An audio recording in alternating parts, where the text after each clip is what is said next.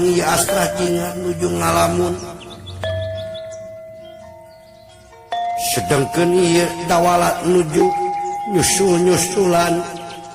sasat nuturkeun Astra Cinga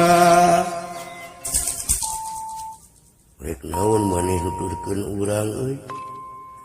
saha anu ngalasuluh saha anu neueur cai jang si bapa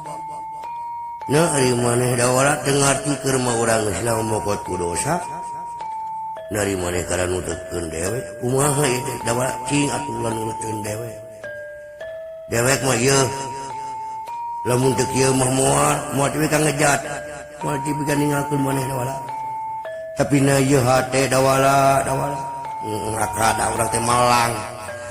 da geus kontak batin yang akad kacai jadi saleuwit kadarat jadi saloga di mana ada akad di situ ada aku kan itu di baheula lagi akad di akam niteuna di akam niteuna di akam niteuna arti anu si Dawala ngomong juga di manja-manja kitu sih kieu Dawala nah kumaha eta teh caritana sok caritakeun di mimiti urang mah heran nya dina ngimpi jeung Pak jan belo jeung mujeng santik naonan eta naonan geur kadengeun ku taparangan jeung kunaon si cepot jelema teh cager juga jelema teh cager jeung mabok kieu Dawala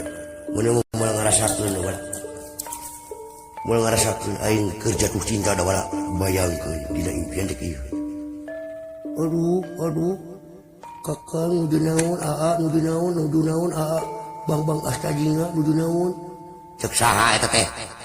cek nyai wiri geuning sih anu dina impian geus si Dawala astagfirullahaladzim dan ngali bujur Dawala ka dempo Dawala eta awak Gusti Allah teh iluna meni bangi teh Dawala astagfirullah eta buuk namun panjang teh sampai tidur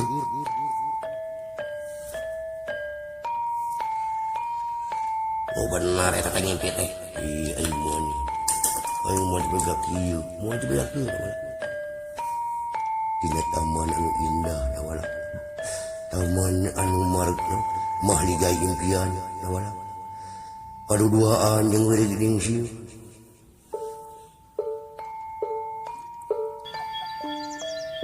Unta indah Dawala astagfirullahaladzim Gusti nu agung teh budak kieu ieu meureun rasana naon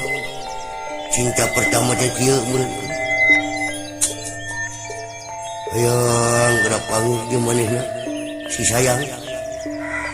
aduh terbayang-bayang wajahna Dawala ampun Dawala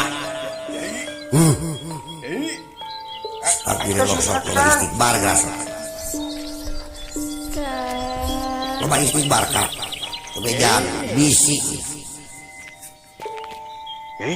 kahit notis kujin kemana tuh? Kan lo bahaya mah jelema bisa hipnotis. Tuh siapa didor karena hipnotis itu pada rubuh. Sidik aing ngomong ke nyi pikir karena hipnotisnya teh nyamung si Dawala. Bisa